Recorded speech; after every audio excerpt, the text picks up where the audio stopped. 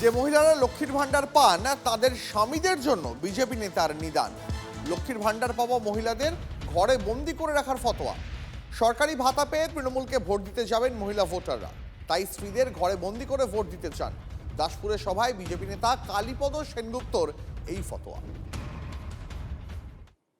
এই নির্বাচনে লক্ষ্মীর ভান্ডার পাওয়া মায়েরা ভারতীয় জনতা পার্টিকে যেমন ভোট দেবেন, এখনো লক্ষ্মীর ভান্ডার পাওয়া মায়েরা আছেন যারা জোড়া ফুলে ভোট দিতে যাবেন। আমি সেই সমস্ত পরিবারের স্বামীদেরকে বলছি, ওই মায়েদেরকে ঘরে বন্দি রেখে দেবেন। ভোটটা দিতে হবে পদ্ম ফুলে, জোড়া ফুলে নয়। বিজেপি নেতার এই বক্তব্য ভাইরাল হতেই বিতর্কের ঝড়। বিজেপি নারী বিরোধী আক্রমণ শশী চন্দ্রিমার। এই কালীপদ বাবু যিনি নাকি রাজ্য কমিটির মেম্বার, তাহলে রাজ্য কমিটির যদি এই মানসিকতা থাকে, প্রকল্প বন্ধ করে দেব, যারা প্রাপকরা আছেন তাদেরকে বাড়ি থেকে বেরোনোটা বন্ধ করে দেব, তাহলে ভারতীয় জনতা পার্টি আপনারা যে নারী বিরোধী পার্টি এবং নারীরা কিংবা যে কোনো এই প্রকল্প যেটাতে নারীরা তার মধ্যে অন্তর্ভুক্ত থাকেন সেইটা আপনারা চান না। তৃণমূল লক্ষ্মীর ভান্ডার 500 টাকা বাড়ালে বিজেপি 510 টাকা বাড়াবে। বান্দোয়ানের সভা থেকে ঘোষণা কেন্দ্রীয় শিক্ষা প্রতিমন্ত্রীর। বিজেপি ক্ষমতা এলে লক্ষ্মীর ভান্ডার নিয়ে চিন্তা করার প্রয়োজন নেই বললেন সুকান্ত মজুমদার। লক্ষ্মীর ভান্ডার নিয়ে কোনো চিন্তা করবেন না। তৃণমূল যদি 500 টাকা বাড়ায়, আমি এই মঞ্চ থেকে কথা দিয়ে যাচ্ছি, ভারতীয় জনতা পার্টি 510 টাকা হলেও তৃণমূলের থেকে বেশি বাড়িয়ে আপনাদের লক্ষ্মীর ভান্ডার দেবে। ভোট বড়বালাই, দুর্ভোগ দীর্ঘদিনের, মনে পড়েছে ভোটের আগে জামুরিয়া 1 নম্বর বোরোর বোরিংডাঙ্গায় হাইড্রেনের শিলান্যাস হলো।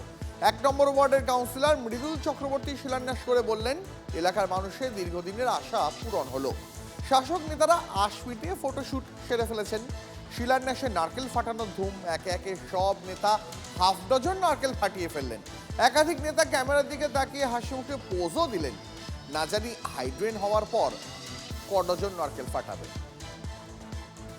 আমাদের সিরিজডাঙ্গা শঙ্করডাঙ্গা থেকে বোরিংডাঙ্গা পর্যন্ত একটা 800 মিটারের ড্রেন কর্পোরেশনের মাধ্যমে আরএসপি থ্রু দিয়ে করা হচ্ছে। প্রায় 28 লক্ষ টাকা ব্যয় হবে এই রাস্তার ড্রেনটার জন্য, এবং এই ড্রেনটাতে প্রায় 3-4টে গ্রাম, যেগুলো বর্ষাকালে ছাড়াও সারা বছরই প্রায় ড্রেনের অভাবে ভোগ করছে এবং কষ্ট পাচ্ছে, তাদের সুরাহা হবে এই ড্রেনটা। দলনেত্রীর নির্দেশ উপেক্ষা করে পিকনিকে সামিল তৃণমূলের মাধ্যমিক শিক্ষক সমিতির নেতারা। সামনেই ভোট, চলছে এসআইআর।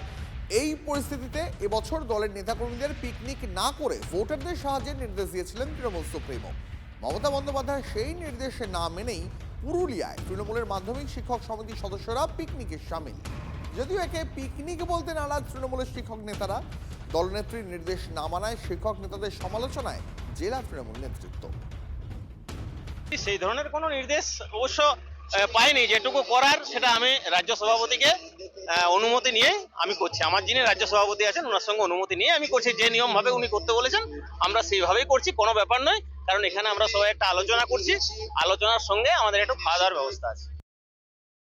মমতা ব্যানার্জি যেখানে আমাদের সভানেত্রী, তিনি যখন বলেছেন বিষয়টি নিশ্চয়ই চিন্তা ভাবনায় এদের রাখা উচিত, দরকার ছিল সেটা।